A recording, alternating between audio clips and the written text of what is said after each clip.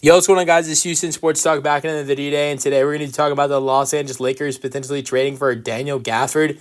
It has been reported that the Lakers are very interested in trading for Daniel Gafford, Luka Doncic's former teammate from the Dallas Mavericks. These two guys had a lot of chemistry in Dallas, and so I wouldn't blame LA for wanting to trade for Gafford. I think he'd be a great addition.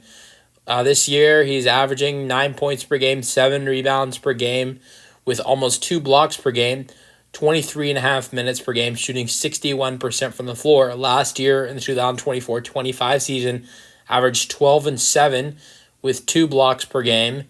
In 21 minutes per game, he shot 70% from the floor. Last three, 4 seasons, his field goal percentage has just been amazing.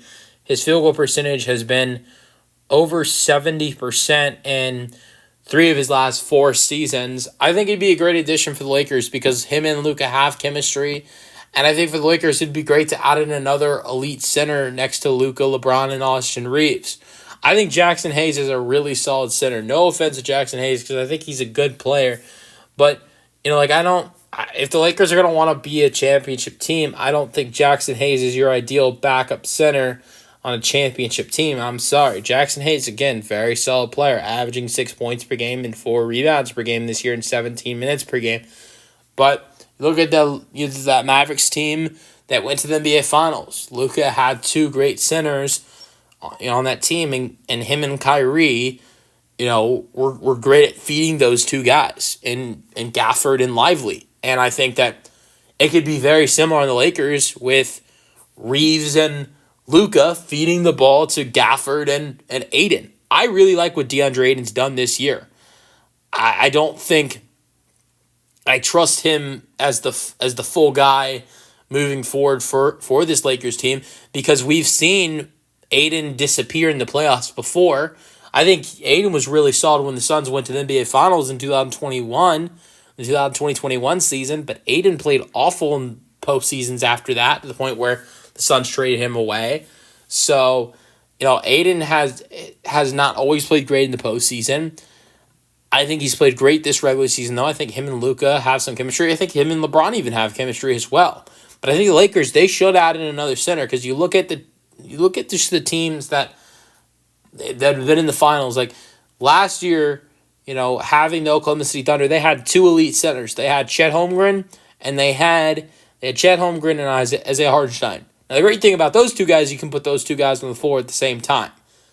Now, I don't know if you're not gonna want to do that with Gafford, and you're not gonna want to do that with Gafford and DeAndre, and that's not gonna work.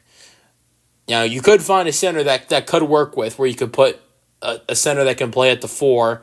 Like you've got centers in this league that are playing the 4, and it works. Like Alperen Şengün, and you got guys like Alperen Şengün, Evan Mobley, who are true 5s, Chet Holmgren, true 5s.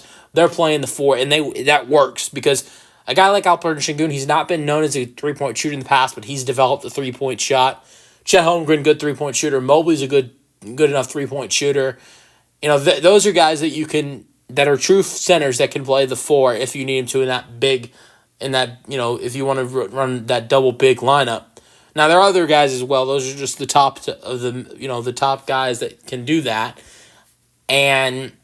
But that's not Gafford or Aiden. Those are not 2 3-point shooters. So maybe the Lakers want to target someone who can be a good 3-point shooter and they could run double big. I don't know.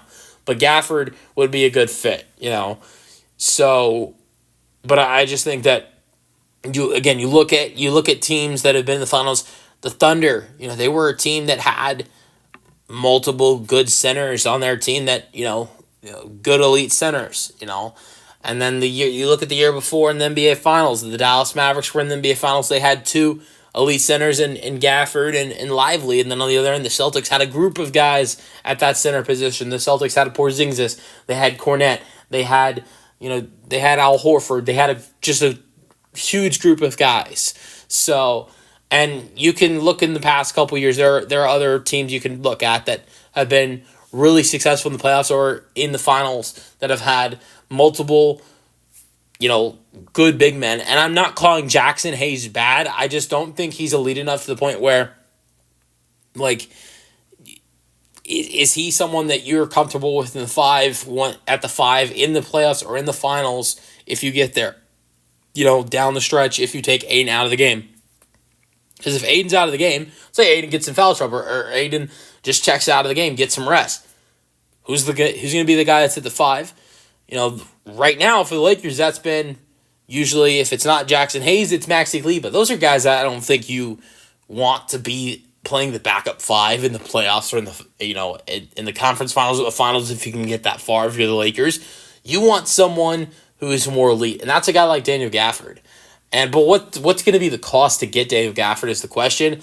I think it's going to be a heavy cost because keep in mind Gafford just signed a contract extension. He's got 3 years left on his deal after this season, so I think it's going to come at a cost. Like, don't throw Gabe Vincent and Maxi Kleber's names in there.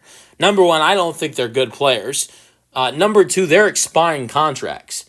Like, Nico Harrison is not running this team anymore. So I'd hope they wouldn't accept Maxi Kleber and Gabe Vincent in like a first-round pick. I hope they wouldn't accept that because those are expiring deals. Maybe the Dallas wants to take on expiring contracts. I don't know. But what I do know is you could get, or would you rather, Gabe Vincent, Maxi Kleber, or, in a first-round pick, or get a, good young player like Dalton Kennett, Jared Vanderbilt, who has multiple years left on his deal, and a second-round pick? I'm not sure. I know the Lakers have valuable first-round picks, but if you're the Lakers, do you want to give up a first-round pick for Daniel Gafford? Maybe that's worth it because you've got him for the rest of this season plus another 3 seasons after that. I don't know how the trade discussions would work because I'm not sure what the Lakers are willing to give up in this potential trade. Are they willing to give up a first-round pick? Are they willing to deal Dalton Kennett in this potential deal? It's been reported they're very interested in him. I wouldn't be shocked if either one of those options, the Lakers are open to those options with Kennett and a first-round pick.